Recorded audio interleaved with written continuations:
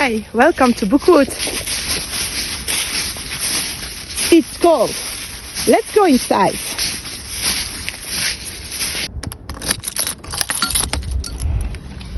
Come in. I'm glad you chose to spend some time with me.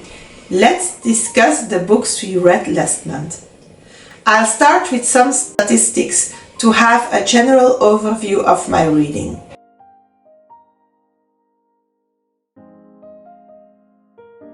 Opening up my reading journal, we get a glance of how my spreads look after the pen.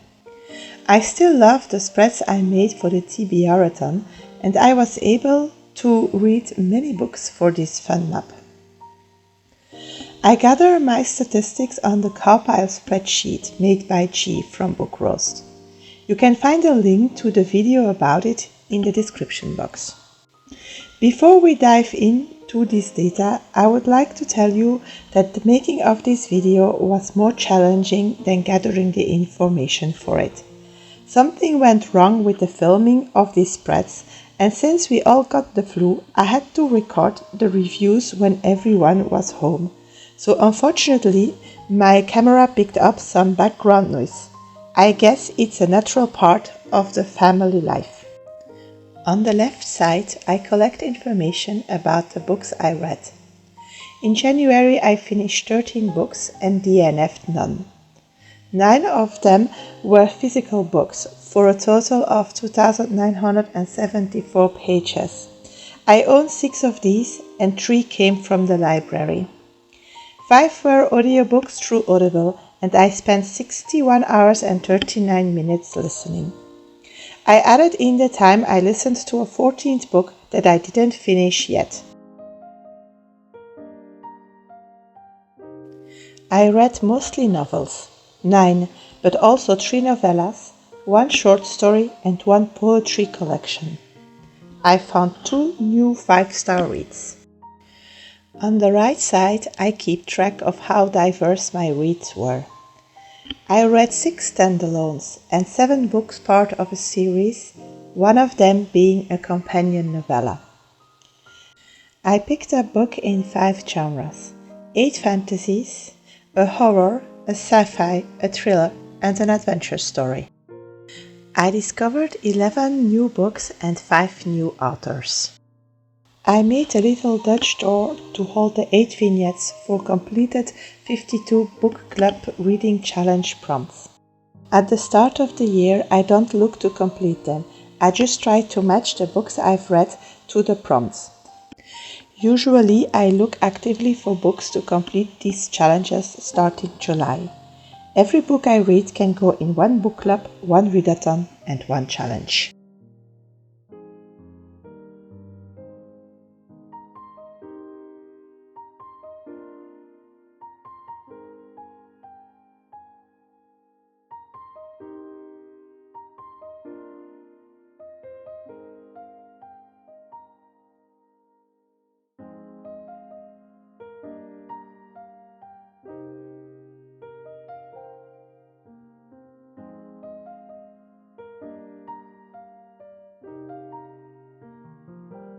Now that the stats spread is finished and decorated, we can visit my yearly spreads and add in book covers and some notes for my challenges and goals.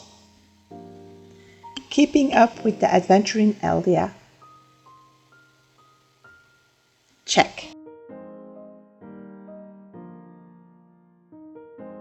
I added 8 books to the 52 book clubs reading challenge. A first author made it to my ABC challenge. This year I tried to find a last name for every letter of the alphabet. I read 5 books that fulfilled a prompt on Breeze 25 in 25 bingo. The prompts for Les étapes indiennes were released, and for the first one, Mythology and Tales, I read this very old edition of Indian Tales by Rudyard Kipling.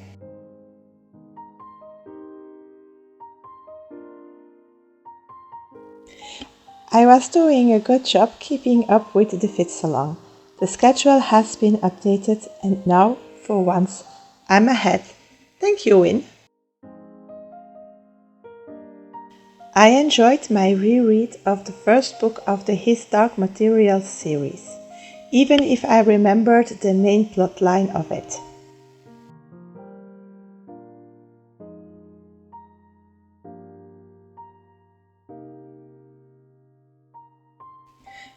I'm happy to be able to add a book to my Read Me bingo. It was not on my TBR. I read more than I expected this month. Nice!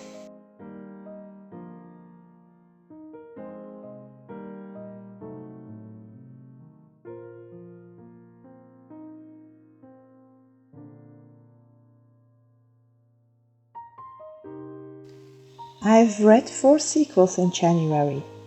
I fill up their squares with a different color to indicate the books I've read this year.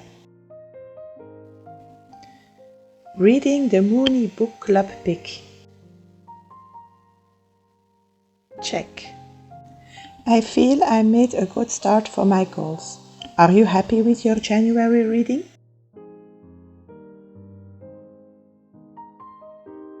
Now the numbers are out of the way, we can talk about the books themselves. Let's start with the 7 standalones I've read. Life of Mine by Daniela Vasconcellos. I gave this book 5 stars. It's a poetry collection themed around chronic illness. This book was written after Daniela received encouragements from viewers of her YouTube channel Through the Looking Glass, since they love the text she writes for her videos. I love the very beautiful and positive way of expressing the feelings, emotions and physical sensations of living with chronic illness. Blood Over Bright Haven by ML Wang. I gave this book 4 stars. It's a dark academia fantasy novel.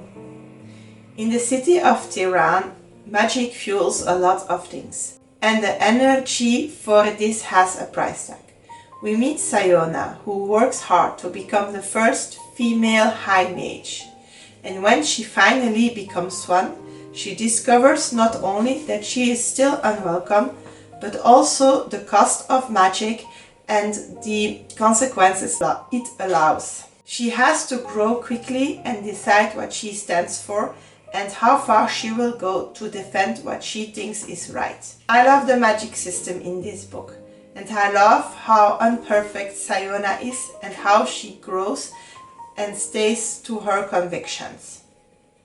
I wish we had more actions and events in the main storyline to balance the many actions and events in the feminism line.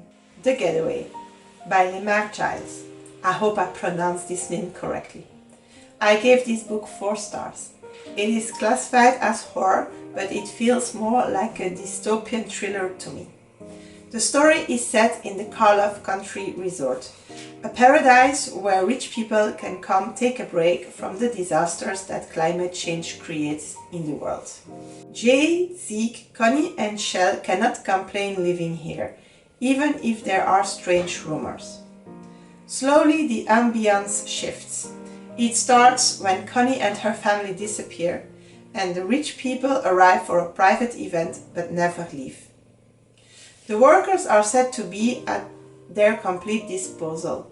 They will soon find out what this means. Jay and his friends try to discover what is going on and how to stop it. I love the intrigue of this book and how unpredictable it is, but at some points it lacks some logic. The Perfect Son by Freida McFadden.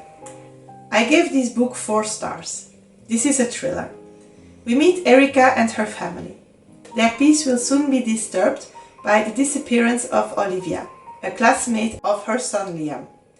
Liam, who is perfect, good grades, likes sports, well-behaved, handsome, but Liam is also perceived as dangerous by students and adults. He becomes the #1 suspect. Even Erica doubts.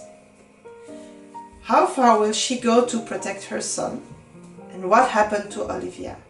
I love how this story is built, how we follow the inner world of Erica, and I love the fantastic and surprising plot twist.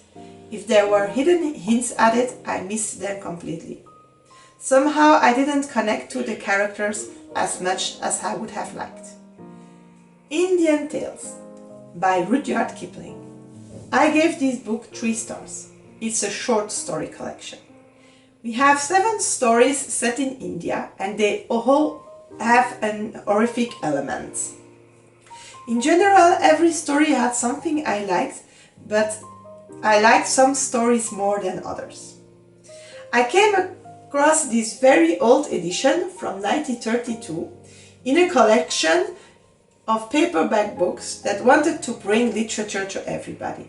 It's falling apart and I will have it bind again. I was surprised by the stories. I was expecting fairy tales from India, since the French word conte refers to that. These stories are more English than Indian, although they show how at some point both cultures and people had to mingle. The Water Babies by Charles Kingsley. I gave this book 3 stars. It's a classic fairy tale.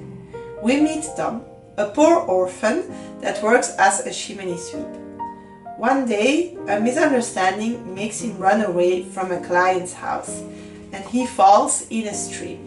Tom becomes a water baby. We follow him, meeting water creatures and 2 strange fairies that send him on a quest to the other end of nowhere so he can achieve his dream. I read this book with my sons of 7 and 9 and they seemed to enjoy the story. Personally, I found it confusing and deprived of logic. Tom was a sweet character to follow and the writing style was pleasant. This book had some moralities that were worth reading about. I did start another book, Albert Einstein, L'homme le plus surveillé d'Amérique by Jean-Marie Duprez. I did not finish it yet and will be carrying this over into February. It is a podcast about Albert Einstein and the suspicion that laid on him that he could be dangerous for the United States. I hope that it will answer the question of this is true. I've also read 7 books that are part of a series this month. I will mention them here but not discuss them completely. My next video will be about the series I am reading right now and will explain how series will be addressed on this channel. Last month I started 2 new series. The first one is His Dark Materials by Philip Pullman, from which I read Northern Lights, or the US title The Golden Compass. The second series I started is Twineman by Robin Hobb. This trilogy is part of the realm of the Elderling saga. Even if you can read it on its own, I recommend to read the Farseer and the Life Ship Traders trilogies before reading this one.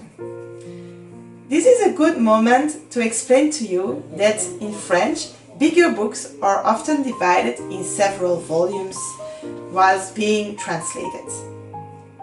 The Fool's Errand, the first book of the Twenty-Man trilogy, has been divided in 2 smaller volumes. The first one is Le Prophète Blanc, and that's the book I've read to start this series. The 5 other books are sequels. I read Homecoming by Robin Hobb. This is a companion novella to the Life Ship Traders trilogy. I read Le Don de Vie Partie 2 by Anna Triss, which is a part of the trilogy La Guilde des Ombres. Unfortunately, this trilogy has not been translated to English, but you can discover the universe by reading The Courtesan Queen and decide for yourself if Anna Triss deserves the surname of the French Robin Hobb. I also read The Silver Mage by Katharine Kerr, which is the 15th book in the Devery cycle. I read La Guerre des Dragons by Jupiter Phaeton, which is the 5th book in the Kira Storm Rider series. Also, unfortunately, not translated to English. The last book is The Conjurer's Riddle by Andrea Cremer, which is the 2nd book in the Inventor's Secret trilogy. Did you read any of these books? What were your thoughts on them? I'd like to talk to you about all that in the comments. See you soon!